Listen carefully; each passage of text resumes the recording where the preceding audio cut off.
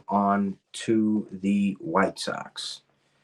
Man, oh man, Chicago White Sox, yet another disappointing season for what they have on the roster, right?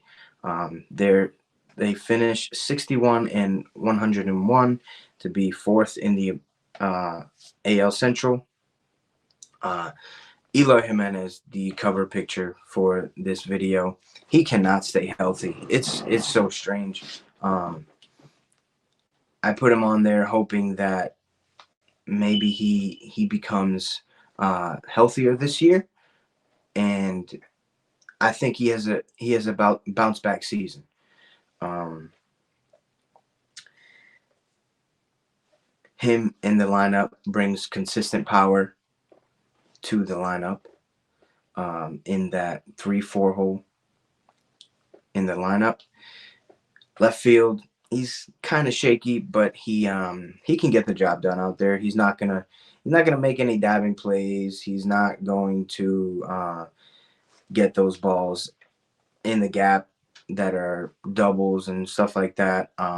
But the balls hit right to him, and he has some range out there, so he can definitely get the job done as a major league outfielder. Uh, Starting pitching really let them down this year.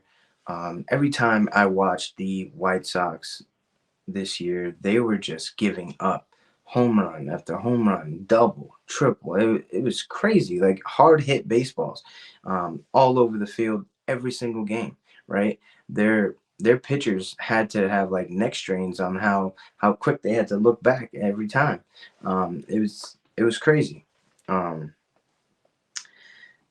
and they have one of the top pitchers in the league supposedly. That they are in Dylan Cease. They are looking for, in my opinion, way too much for him. Um, he went out and was 7-9 with a 4.58 ERA, 177 innings pitched, and 214 strikeouts.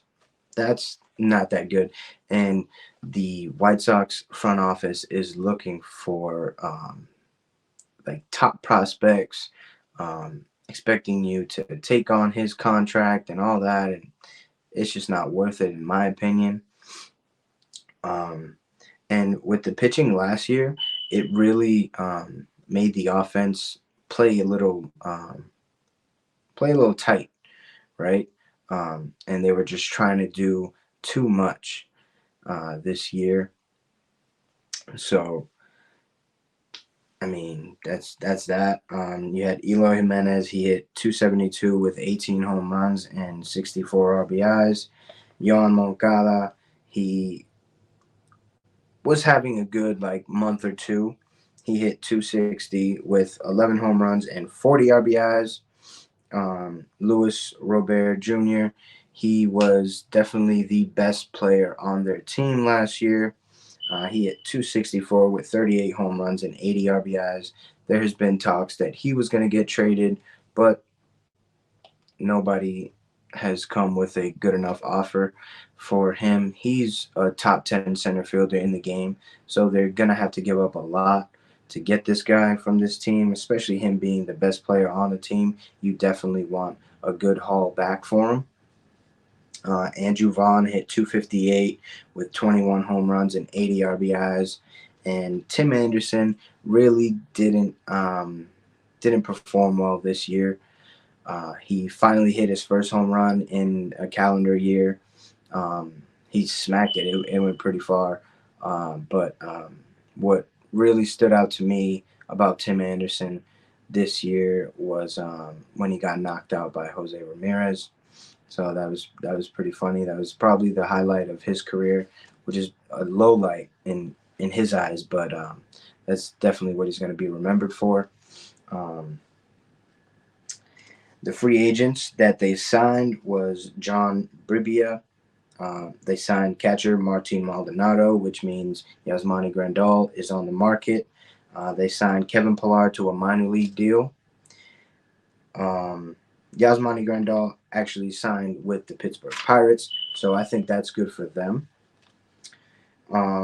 They signed Tim Hill and they also signed Paul DeYoung, which means that Tim Anderson is probably not going to be on this team anymore because they both play the same position. And I was looking today, and the Marlins actually offered Tim Anderson a contract. So watch out for that in the next couple hours, maybe couple days, to see if he signs with them. I like that for them and for him.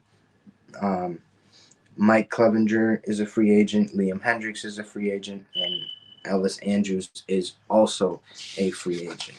Um, I believe this team needs a little bit of everything, um, and I believe they go out and re-sign Liam Hendricks. Like the fact that Liam Hendricks is still a um, a free agent is kind of shocking to me. Um, he's a very good reliever in the game. He's battle tested, came back from cancer last year, so shout out to him. Continue fighting that fight, and I'm glad you were able to come back healthy. They sign, I believe they go out and sign Will Myers to play a corner position in the outfield, and I believe they go and sign Gene Segura for them to fill up that middle infield. Gene Segura will play second base, Paul DeYoung at short, Andrew Vaughn at first, and then Yohan Moncada at third. Um, it's pretty shocking to me that Moncada hasn't taken that leap. I thought he was going to take the leap last year. He started off pretty well. He was hot, just smacking the ball all over the park, but he fizzled out. Um, he was a key part in the Red Sox acquiring Chris Sale that year.